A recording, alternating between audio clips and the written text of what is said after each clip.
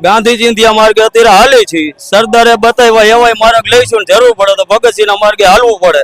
તમને ઘરમાં આવીને કોઈ મારે તો કઈ હાથ જોડો તો પાછા જવાના નથી, ત્યારે થાંભલા કાપવાની ફરજ પડે તો એ કરવાની જ હોય, એમાં કઈ શરમને સ્થાન નથી, શંકાને સ્થાન નથી. છેલ્લો પ્રશ્ન, તમારા ગામમાં ધરમપુરમાં અત્યારે શું સ્થિતિ છે? પાણી, સિંચાઈ કેવા વ્યવસ્થા બરાબર છે? ગામના રોડ રસ્તાઓ સુવિધાઓ કેવી છે ગામમાં? સુવિધા તો અમે ગામ શહેરની નજીકમાં છીએ અને પાણીની વ્યવસ્થા તો અમારે પાણી પ્યોર મોરબી વાળા નાય છે એટલે અમને મળે છે નહીં, અમે ખેતીમાં પાઈ છીએ એટલે પાણીનો પ્રશ્ન અમારા માટે નથી. મચ્છુ 3 જે બંધાણે એના ઉપર જ અમારે ઇરિગેશન છે.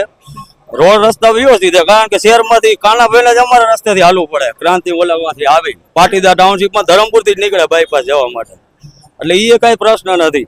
પણ પ્રદૂષણનો છે તો એ તો હવે ઉદ્યોગમાં ગયા છે, મોરબી આખો વિસ્તાર જ ગયો એટલે પ્રદૂષણનો છે, બાકી બીજા કઈ બહુ પ્રશ્ન અમારે નથી. અને એક થાંભલાની લાઈન વહેલા નીકળી ગઈ, તેથી તો ખબર નથી પડતી. લગભગ 7 થી 8 વર્ષ પહેલા 12,000 થી ચાલુ થયા હતા અને 30,000 લગીના વર્ત ચૂક્યા હતા. એ કેસ દાખલ કર્યા વળી 60,000 પહોંચ્યા છે.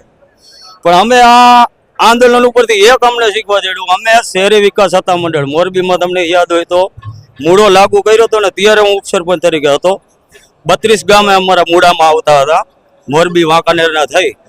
દરેક ગામના સરપંચોએ યુનિટી બનાવી અને મૂળો હટાવવામાં અમે લાભ લઈ હતા ને, ત્યારે અમારો મૂળો હટ્યો. આ બાજુના ગામડાને કદાચ ખબર નહીં હોય કે શહેરી વિકાસ શું લાગુ પડે. ત્યારે મોરબીમાં રેલી કાઢી હતી, ત્યારે બજારમાં માણસો પૂછતા હતા કે આ શું છે, મૂળો શું એમ. મૂળો એટલે જમીનમાંથી નીકળી નહોતું, શહેરી વિકાસ સત્તા મંડળ લાગુ કરતા હતા એ હતું. એની લડત આપી, સરપંચ એસોસિએશને ભેગા થઈને લડ્યા એટલે એને નાબૂદ કરવો પડ્યો. એટલે આપણે અત્યારે સંદેશ એ આપવાનો કે દરેક ગામના ખેડૂતો અને એમાં સરપંચો જો આમાં રસ લેતા હોય, ખેડૂતો હોય તો ભેગા થઈ સંગઠિત રહી લડત આપો.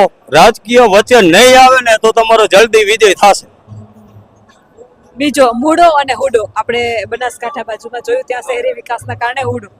તો સ્થિતિ આપણે જે રીતે જોઈ છે કે ક્યાંક ને ક્યાંક ગામડાઓ વિકાસના નામે ભોગ બનતા હોય છે, પણ આજ વખતે પરિસ્થિતિ એટલા માટે ભયંકર છે કારણ કે વીજલાઈન જે પસાર થઈ રહી છે એવી ફળદ્રુપ જમીનોમાંથી પસાર થઈ રહી છે કે ન માત્ર ખેડૂતોને પરંતુ પ્રકૃતિને પણ નુકસાન કરે એમ છે. આના વિશે તમારું શું કહેવું છે? તમારા મંતવ્યો કમેન્ટ કરીને જરૂરથી જણાવજો. આપ જોતા રહો ગુજરાતનો અવાજ.